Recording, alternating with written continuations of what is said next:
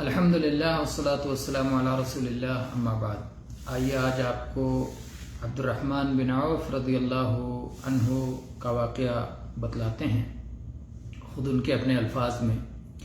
وہ کہتے ہیں کہ جب ہم مدینہ آئے ہجرت کر کے، جب مدینہ منورہ پہنچے تو رسول اللہ صلی اللہ علیہ وسلم نے سعد بن الربیع اور میرے درمیان بھائی چارہ کروا دیا۔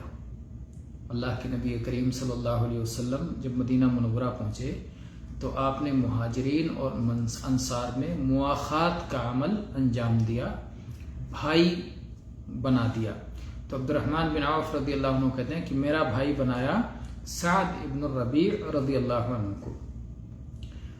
بھائی ہوتے ہوئے جیسے اللہ کے نبی صلی اللہ علیہ وسلم نے بھائی بنایا، دیکھیے کیا معاملہ انہوں نے کیا۔ کہتے ہیں سعد ابن الربیع رضی اللہ عنہ نے کہا کہ میں انصار میں سب سے زیادہ مالدار ہوں، آدھا مال میں تمہیں دے دیتا ہوں، میں آپ کے لیے اپنا آدھا مال دے دیتا ہوں، آپ میرے بھائی ہو گئے۔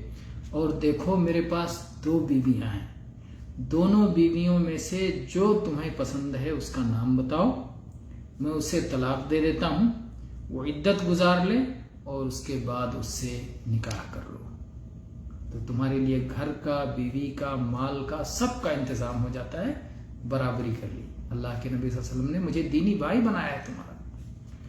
دیکھیے اس کا فائدہ نہیں اٹھایا عبد الرحمن بن عوف رضی اللہ عنہ نے، اور انہوں نے کہا بارک اللہ لک فی اہلک و مالک، بوجھ نہیں بنے، کچھ نہیں لیا بلکہ دعا دی، ان کے اس جذبے کی قدرت کی اور کہا اللہ تعالیٰ آپ کے اہل و عیال میں اور مال و اولاد میں برکت عطا فرمائے، مجھے اس کی کوئی ضرورت نہیں ہے، بس آپ مجھے بتائیں بازار کا راستہ، تجارت جہاں میں جا کے کر سکوں۔ تو انہوں نے بنو قینقاع کے بازار کے بارے میں بتایا اور عبد الرحمن بن عوف رضی اللہ عنہ بازار گئے، اور بازار میں پہلے ہی دن اتنا کما لیا کہ کما کے کچھ گھی اور پنیر اپنے ساتھ واپس لائے، تجارت کی برکت۔ وہاں گئے، محنت کی، بازار میں تجارت کی اور گھی اور پنیر ساتھ لائے، اور اس طرح وہاں آتے جاتے رہے، مسلسل بازار میں آتے جاتے رہے، خریدتے بیچتے رہے، یہاں تک کہ اتنا مال کما لیا کہ مہر ادا کر کے اپنی شادی کر سکیں۔ اور ایک دن رسول اللہ صلی اللہ علیہ وسلم کی خدمت میں پہنچے تو ان کے کپڑوں پر زردی کا نشان تھا، شادی کے موقع پر جو زعفران وغیرہ لگایا جاتا ہے، تو اس طرح کی چیزوں کا نشان تھا۔ رسول اللہ صلی اللہ علیہ وسلم نے ان سے کہا مہیم تزوجت، کیا بات ہے، خیریت تو ہے، شادی کر لی تم نے؟ انہوں نے کہا ہاں اللہ کے نبی صلی اللہ علیہ وسلم میں نے شادی کر لی۔ آپ نے پوچھا کہاں شادی کی، کس سے شادی کی؟ انہوں نے کہا ایک انصاری عورت سے۔ آپ نے کہا کیا مہر میں دیا؟ کہا کھجور کی گٹھلی کے برابر سونا دیا۔ اللہ کے نبی صلی اللہ علیہ وسلم نے فرمایا ولیمہ کرو، چاہے ایک بکری ہی ذبح کر کے ولیمہ کرو۔ یہ حدیث ہے صحیح بخاری کی۔ علامہ البانی رحمہ اللہ نے مختصر البخاری میں اسے 965 نمبر پر ذکر کیا ہے، اور 966 نمبر پر اسی معنی کی روایت انس رضی اللہ عنہ سے بھی آئی ہے۔ انس رضی اللہ عنہ بیان کرتے ہیں کہ عبد الرحمن بن عوف رضی اللہ عنہ جب مدینہ پہنچے، مہاجرین مدینہ پہنچے، انصار کے مہمان بنے، تو عبد الرحمن بن عوف رضی اللہ عنہ کو اللہ کے نبی صلی اللہ علیہ وسلم نے سعد بن ربیع کا بھائی بنایا، ان کے درمیان مواخات کروایا، تو ان کے مہمان ہوئے۔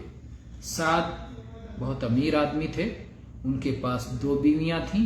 انہوں نے عبد الرحمن بن عوف رضی اللہ عنہ سے کہا کہ انصار کو یہ بات معلوم ہے کہ میں سب سے زیادہ مالدار ہوں اور میرے پاس 2 بیویاں ہیں، میں اپنا مال تقسیم کر کے آدھا آپ کو دے دیتا ہوں، اور 2 بیویوں میں سے جو بیوی آپ کو پسند ہو میں اسے طلاق دے دیتا ہوں، جب وہ عدت سے فارغ ہو جائے، حلال ہو جائے تو آپ اس سے نکاح کر لیں۔ عبد الرحمن بن عوف رضی اللہ عنہ نے دعا دی اور کہا بارک اللہ لک فی اہلک و مالک، اللہ آپ کے اہل و عیال اور مال و جائیداد میں برکت عطا فرمائے، مجھے بس بازار کا راستہ بتا دیجیے۔ بازار گئے، یہاں تک کہ نفع کما کے لوٹے تو نفع میں کچھ گھی اور کچھ پنیر ساتھ لائے اور وہاں اپنے گھر میں پہنچے۔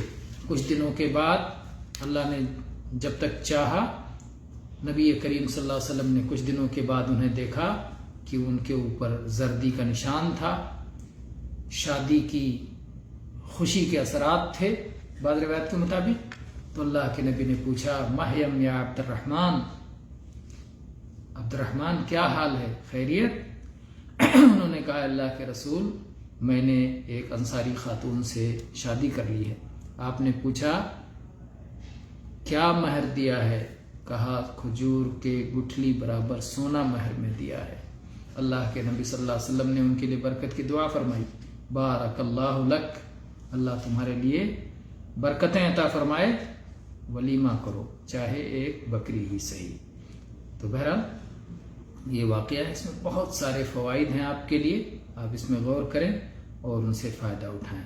اللہ تعالی ہم سب کو اسلامی شریعت اور احادیث سے مستفید ہونے کی توفیق دے، آمین، والحمد للہ رب العالمین۔